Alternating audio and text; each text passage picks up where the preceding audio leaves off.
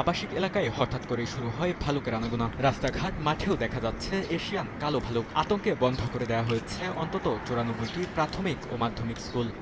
জাপানের টোকিও থেকে প্রায় 100 কিলোমিটার উত্তরে অবস্থিত উৎসুনোমিয়া শহরে প্রথমবারের মতো দেখা যায় ভালুকটিকে। তো যারা বর্তমানে জাপানে আছেন বা পাহাড় অঞ্চলের দিকে আছেন তারা কিন্তু সাবধানে থাকবেন। বর্তমান সময়ে এখন কিন্তু চারিদিকে ভাল্লুক ঘোরাঘুরি করতেছে, মানে পাহাড় অঞ্চলে বিশেষ করে। তো আমি থাকি হলো টোকিও তোসিগি উৎসুনোমিয়া শহরে। তো এই শহরের পাশে বেশ কিছু পাহাড় আছে, অনেক পাহাড় আছে। তো শহরটা হলো পাহাড় দিয়ে ঘেরা চারিপাশ থেকে।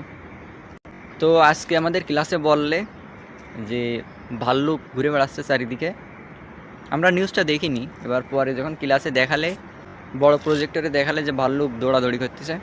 তো কোন জায়গায় সেইটা হলো আমরা যে জায়গায় থাকি এই জায়গার থেকে 1 কিলো দূরে মাত্র। তো ভিডিওটা আমি দিয়ে দিচ্ছি, দেখেন। আবাসিক এলাকায় হঠাৎ করে শুরু হয় ভালুকের আনাগোনা। রাস্তাঘাট মাঠেও দেখা যাচ্ছে এশিয়ান কালো ভালুক। আতঙ্কে বন্ধ করে দেওয়া হয়েছে অন্তত 94টি প্রাথমিক ও মাধ্যমিক স্কুল। শহরের এত ভেতরে এমন ঘটনায় হতবাক বাসিন্দারা। জাপানের টোকিও থেকে প্রায় 100 কিলোমিটার উত্তরে অবস্থিত উৎসুনোমিয়া শহরে প্রথমবারের মতো দেখা যায় ভালুকটিকে। শহরের ব্যস্ত শপিং স্ট্রিটের সিসিটিভিতে ধরা পড়ে 2 পথচারীর পাশ দিয়ে দ্রুত ছুটে যায় প্রাণীটি। এরপর থেকে শুরু হয় ব্যাপক অনুসন্ধান। তো ভাল্লুকটা যে জায়গায় দেখা গেছে সেটা কিন্তু আমাদের এই জায়গা থেকে মাত্র 1 কিলো দূরে। তো ওই জিনজায় আমরা প্রায় যাই। ওইটা জিনজা বড় একটা মন্দিরের সামনে একটা গেট, তৈরি গেট। ওই তৈরি গেটের সামনে দিয়ে চলে গেছে। তো ওই ভিডিওটাও দেবো এতে। ওই জায়গায় যখন গেছিলাম ওই তৈরি গেটটা কেমন আর ওই জিনজাটা কেমন।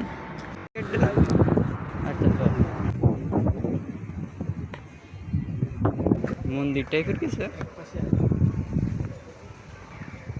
তো এখন যেহেতু ভাল্লুক দেখা গেছে, মানে দেখা যাচ্ছে আস্তে আস্তে চারিদিকে, তো আমাদের সেন্সেই কিন্তু অনেক ভয় পাইছে, যে বলতেছে যে এর আগে কিন্তু এইদিকে ভাল্লুক দেখা যায়নি, এই ফার্স্ট টাইম দেখা গেল।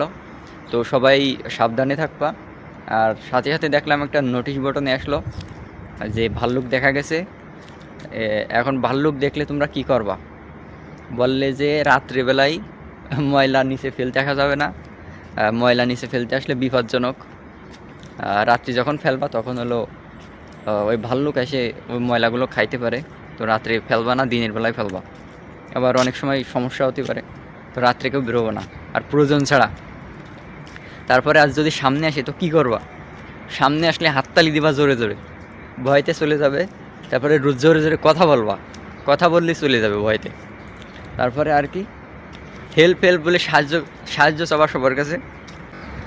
পিছন ফিরে দৌড় মারা যাবে না, মানে আস্তে আস্তে পিছনের দিকে সরতে হবে। তো জাপান কেমন কান্ট্রি একবার ভাবেন জাস্ট।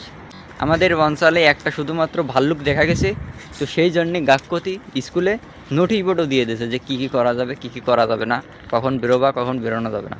মানে জাপানের মানুষের নিরাপত্তা নিয়ে যে কতটা ভাবে সেটা বলার বাইরে।